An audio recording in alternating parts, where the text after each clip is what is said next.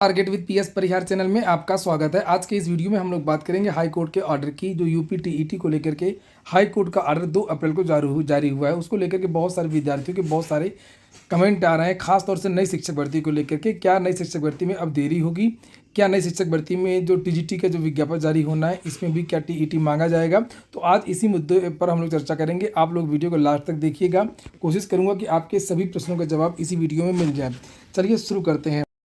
इसके लिए सबसे पहले हमको देखना होगा हाई कोर्ट का आदेश। हाई कोर्ट के आदेश में सारी चीज़ें बताई गई हैं, लेकिन ऑर्डर अस्पष्ट है। विद्यार्थियों का ये कहना था कि जो एलटी ग्रेड की शिक्षक भर्ती है, इसका नोटिफिकेशन ही गलत है। एलटी ग्रेड की शिक्षक भर्ती में टीईटी को लागू किया जाए। पूरे देश में जहाँ जहाँ से भी टीजीटी और एलटी ग्रेड की वैकेंसी आती है, वहाँ पर टीईटी अनिवार्य किया गया है। बहुत सारे राज्यों का हवाला दिया गया। बहुत सारी उत्तर प्रदेश की भी ऐसी भर्तियाँ हैं, जैसे कस्तूरबा गांधी आवासीय बालिका विद्यालय, अटल आवासीय विद्यालय, बहुत सारे ऐसे विद्यालय हैं जहाँ पर टीजीटी एलटी इस तरह की जो भी भर्तियाँ आती हैं, उसमें टीईटी अनिवार्य रूप से मांगा जाता है।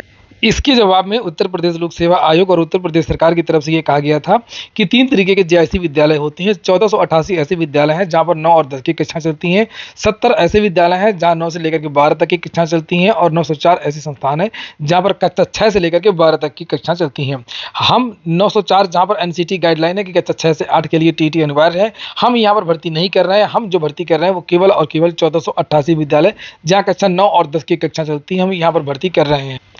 छात्रों की तरफ से ये कहा गया कि अभी तक 2010 से जितनी भी भर्तियां हुई हैं, उसमें एक भी भर्ती टीईटी योग्यताधारी जो बच्चे हैं, जो छात्र हैं, उनको नहीं लिया गया। और इन विद्यालयों में बिना टीईटी वाले जो विद्यार्थियों पढ़ा रहे हैं। यहाँ पर नीचे उसी को लेकर के हाईकोर्ट का एक आदेश है, जिसे आप लोग यहाँ पर देख सकते हैं। और छात्रों का ये भी कहना था कि जो एलटी ग्रेड शिक्षक भर्ती का विज्ञापन जारी हुआ है, उसमें कहीं पर भी नहीं लिखा है कि ये जो भर्ती है वो 1488 विद्यालयों के लिए हो रही है। नोटिफिकेशन में केवल सहायक अध्यापक कहा गया है, और ये सारे विद्यालयों के लिए। इसके एवज में उत्तर प्रदेश लोक सेवा आयोग और सरकार ने लिखित रूप में हलफनामा दिया है कि हम केवल इन्हीं विद्यालयों में भर्ती कर रहे हैं। नीचे यहाँ पर उसके बाद में हाईकोर्ट का एक आदेश आया है, जिसको लेकर के खलबली मच गई है कि हाईकोर्ट ने यह कहा कि इंटरमीडिएट अधिनियम शिक्षा सेवा नियमावली नियम 8 में संशोधन करके टीईटी उत्तीर्ण को अनिवार्य योग्यता के रूप में जोड़ा जाए। यानी कि जिस नियमावली के तहत भर्ती हो रही है, जिस कैडर के तहत भर्ती हो रही है, वो कैडर गलत है, उसमें टीईटी को जोड़ा जाए। यानी कि जो विद्यार्थी कह रहे थे वो बात सही है, कोर्ट ने इस बात को मान लिया। लेकिन वहीं जो वर्तमान भर्ती चल रही है, जिसके विज्ञापन में गलती है, उसमें यह कहा लिखा है कि आयोग ने यूपीपीएससी को निर्देश दिया कि विज्ञापन में संशोधन करे और स्पष्ट करे कि भर्ती 9 और 10 के लिए। तो 2 विरोधाभासी आदेश हैं। एक तो ये कि ये नियमावली गलत है, ये नियमावली अगर गलत है तो वर्तमान की भर्ती कैसे चल रही है, एक तो ये बात है फंस रही। और अगर इसी तरीके से भर्ती करवाने के लिए जैसे कहा गया है कि एक नोटिस जारी करके शुद्धि पत्र जारी करें, और विज्ञापन में जो एलटी की गलती हुई है, केवल सहायक अध्यापक लिखा नोटिफिकेशन में, तो उसमें लिख दें कि ये भर्ती जो चल रही है वो 9 और 10 के लिए है। तो क्या इस तरीके से आगे भी भर्तियां होती रहेंगी कि जो नोटिफिकेशन है उसको जारी कर दिया जाए और लिख दिया जाएगा कि 9 और 10 के लिए ये भर्ती हो रही है, और भर्ती आगे बढ़ जाएगी और जूनियर के लिए अलग भर्ती आएगी या जो भी होगा। लेकिन भले ही बीच का रास्ता अपनाया गया हो, लेकिन ये बात मान लीजिए कि नियमावली में संशोधन करके टीडी जोड़ने का आदेश दिया हाईकोर्ट की डबल बेंच ने। और इसलिए ये देखिए डबल बेंच है, जो जस्टिस है न्यायमूर्ति अरिंदम सिन्हा और न्यायमूर्ति प्रशांत कुमार। कुल मिलाकर के जो शिक्षा नियमावली है माध्यमिक की, अब उसमें बदलाव होगा और टीटी को अनिवार्य योग्यता माना जाएगा, टीटी को जोड़ा जाएगा। इसलिए वाली जितनी भी भर्तियां हैं आने वाली, चाहे वो टीजीटी की हो चाहे वो एलटी की हो, उनमें खतरा तो उत्पन्न हो गया। वहीं पर विद्यार्थी जो गए थे, अखिलेश यादव और उनकी टीम जो कोर्ट गई थी, अब वो इसके बारे में विधिक परामर्श ले रही है कि जो ऑर्डर है उसको मॉडिफिकेशन के लिए दोबारा याचिका डाली जाए या मैंडेमस जारी करवाया जाए। अगर नियमावली गलत है तो ये भर्ती गलत है, और चूंकि अगर नोटिफिकेशन गलत है तो केवल शुद्धि पत्र से काम नहीं चलेगा, नोटिफिकेशन को रद्द किया जाए। अभी इस पर चर्चा चल रही है, वकीलों से राय ली जा रही है।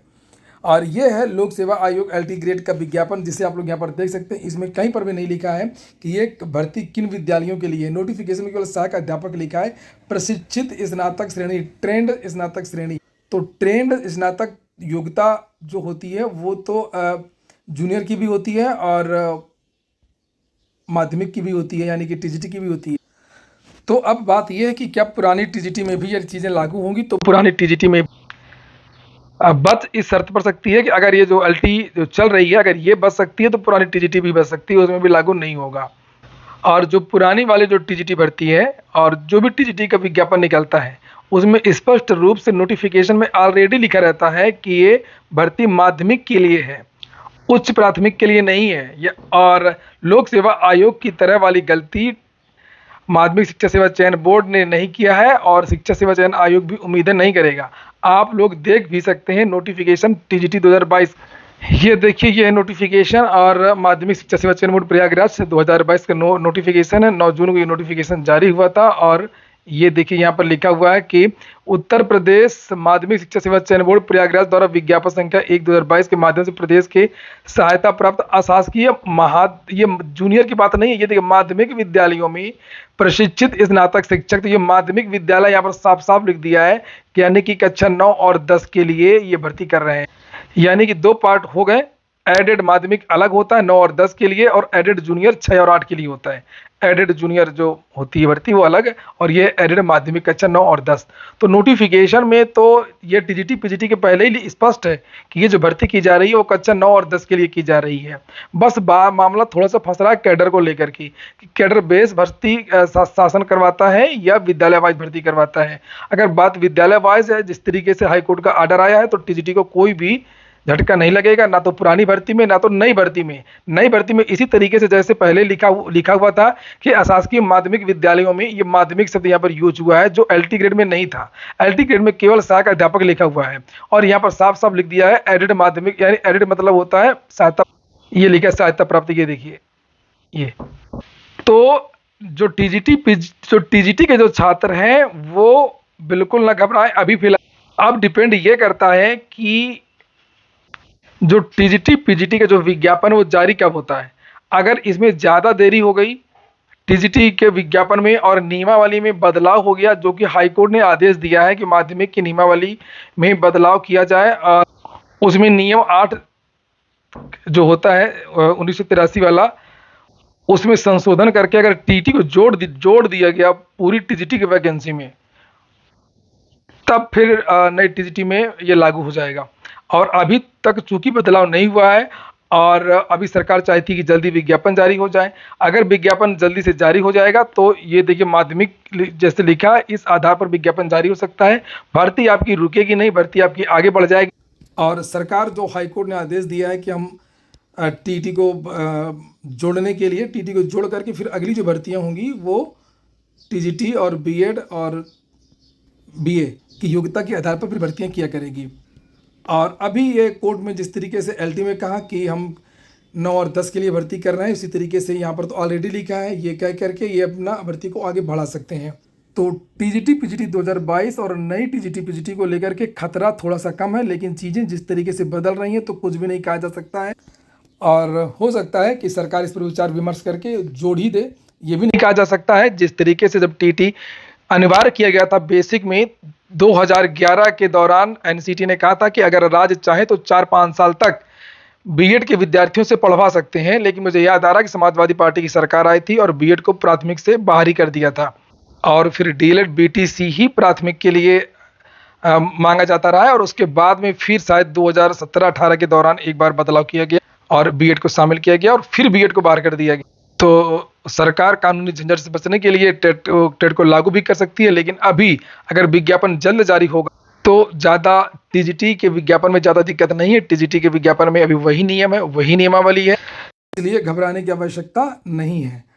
और देखते हैं कि अब मामला कहाँ जाता है। ऑर्डर मॉडिफिकेशन में जाता है तो क्या बदलाव होता है या नहीं होता है, क्योंकि ऑर्डर बहुत ज़्यादा अस्पष्ट।